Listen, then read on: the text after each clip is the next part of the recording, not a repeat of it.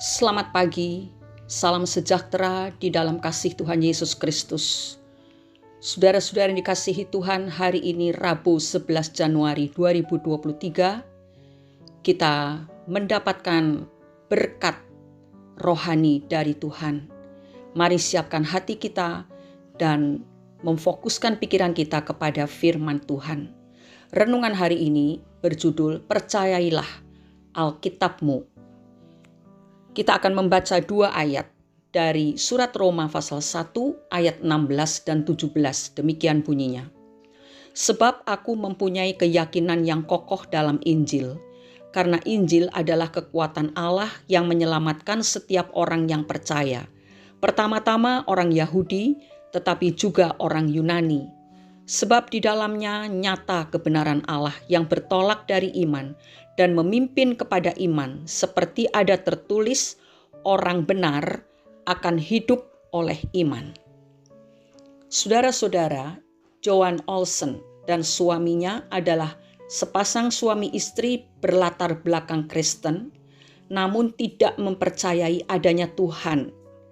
Disebut agnostik.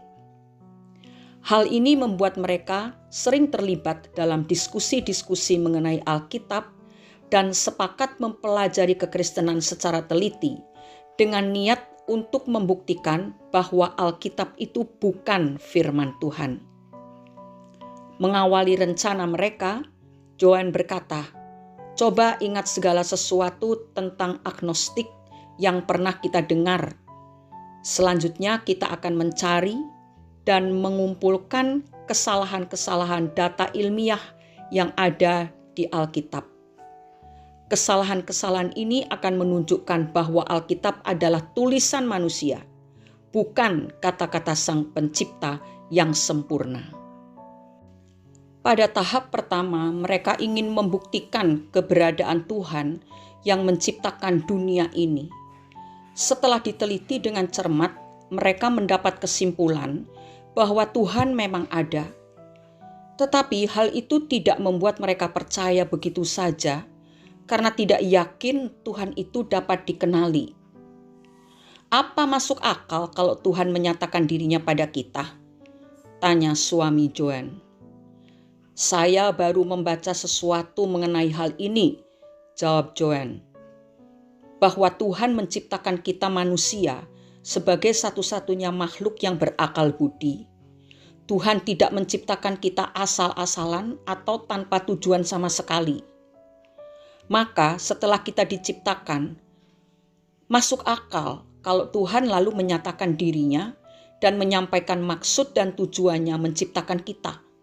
Juga jika Tuhan mengasihi kita, Dia tentu ingin menyatakannya kepada kita agar kita tahu bahwa itulah kasih."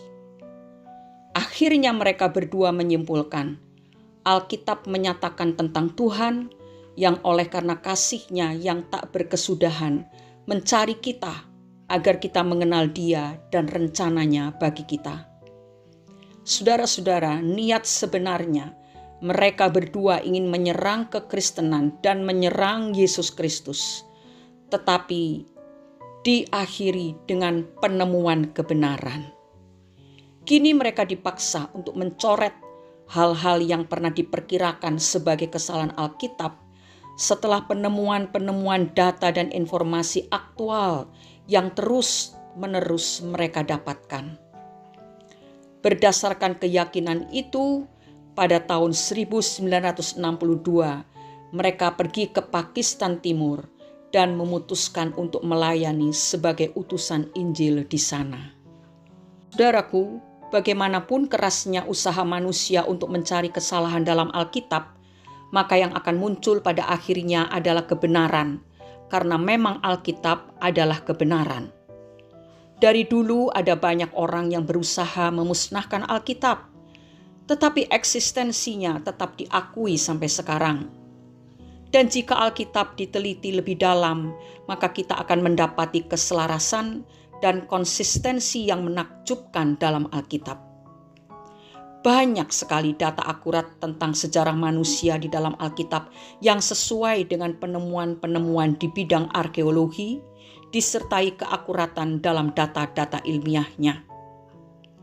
Alkitab adalah buku yang pantas kita percayai, yang memperkenalkan pada kita siapa Tuhan, yang menuntun kita pada jalan keselamatan.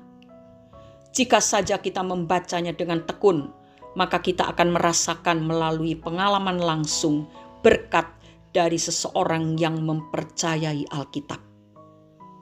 Saudara-saudara, Alkitab berisi firman Allah dan juga firman nubuat yang disampaikan Allah kepada orang-orang tertentu yang Tuhan pilih untuk menuliskannya, sehingga sekarang kita bisa membaca, merenungkan dan mempercayainya secara total.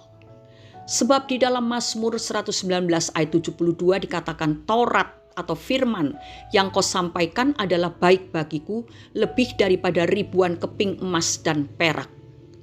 Di dalam firman Tuhan, dalam Alkitab yang kita percayai, tersimpan harta yang luar biasa di dalamnya. Saya mengajak saudara, saya mendorong saudara untuk mulai membaca Mazmur 119.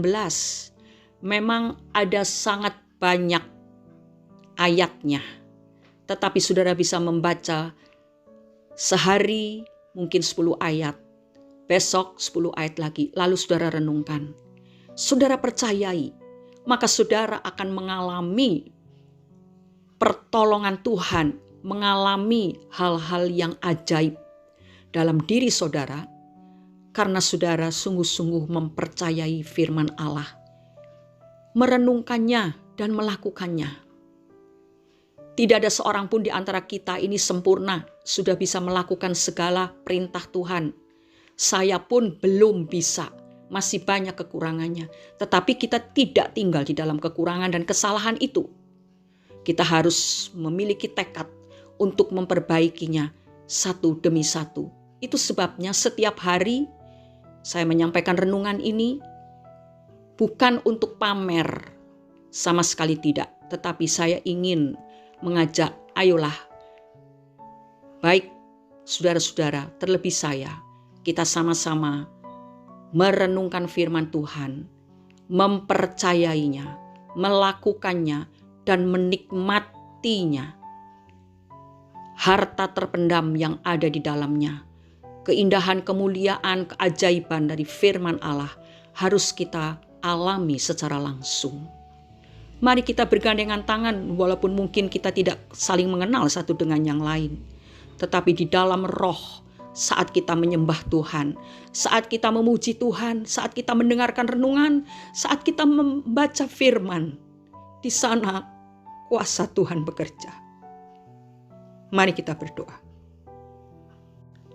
Bapa yang mulia, yang bertakhta di dalam kerajaan sorga, kami datang demi nama Tuhan Yesus Kristus dan mengucap syukur karena pagi hari ini Engkau membuka mata rohani kami, karena kami seringkali meragukan firman Tuhan. Seringkali kami tidak percaya bahwa apa yang tertulis di dalam Alkitab itu adalah firman dari Allah yang maha kuasa, yang maha tinggi. Ampuni kami Bapa. Kami mau belajar untuk mempercayai apa yang tertulis di dalam Alkitab. Dengan kesungguhan hati, dengan segenap kekuatan kami, dan seluruh akal budi kami mau mempercayainya. Karena kami membutuhkan kehadiran-Mu di dalam kehidupan kami setiap saat. Tolonglah ya Roh Kudus, supaya kami menjadi orang-orang Kristen yang percaya kepada Alkitab yang berisi firman Tuhan. Karena firman Tuhan itu berkuasa meneliti, meneropong seluruh hidup kami. Firman Tuhan, janji Tuhan itu ya dan amin. Tolonglah kami Roh Kudus, supaya kami tidak lagi meremehkan Alkitab, tetapi kami mulai membaca dengan kerinduan untuk bertemu dengan Tuhan saat kami membacanya dengan segenap hati, dengan segenap iman dan percaya kami.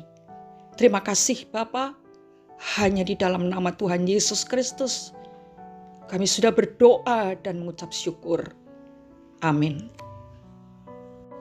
Mempercayai Alkitab yang berisi firman Allah dan firman yang diilhamkan oleh Allah akan membuat kita menjadi manusia yang berbeda dari mereka yang tidak mempercayainya. Tuhan Yesus memberkati saat kita beraktivitas sepanjang hari ini. Biarlah Alkitab menjadi buku kesukaan kita, karena di dalamnya ada kuasa apabila kita mempercayainya. Tuhan memberkati kita semua. Amin.